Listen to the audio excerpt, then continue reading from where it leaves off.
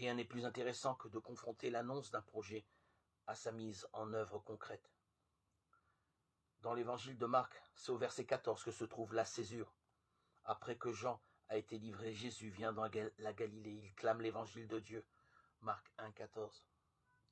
Pour la première fois, un avant et un après installe le principe de changement caractéristique du récit. Après s'être expliqué sur l'évangile de Jésus, l'évangile de Marc va donc raconter Jésus. Mais en ouvrant le récit, il prend soin de préciser que tout arrivera après que Jean eut été livré. Le retrait de Jean-Baptiste est en effet nécessaire au récit.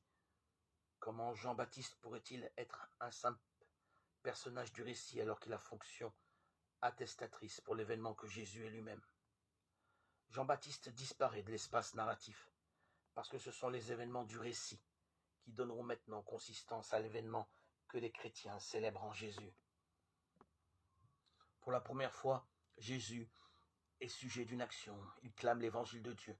Après s'être expliqué sur l'importance que les chrétiens reconnaissent à Jésus, l'évangile de Marc va donc raconter ce qui se passe avec Jésus. Mais cette première action réveille évidemment l'affirmation du tout premier verset. Jésus clame l'évangile de Dieu, Marc 1, 14, dans le cadre d'un projet tout entier référé à l'évangile que Jésus est lui-même. Si l'évangile était un ensemble de contenus destinés à être communiqués à d'autres, il faudrait s'attendre à ce que Jésus formule ce message dans le récit. Mais si tout repose sur l'évangile de Jésus, alors le récit devra conduire à l'événement que Jésus est lui-même quand il clame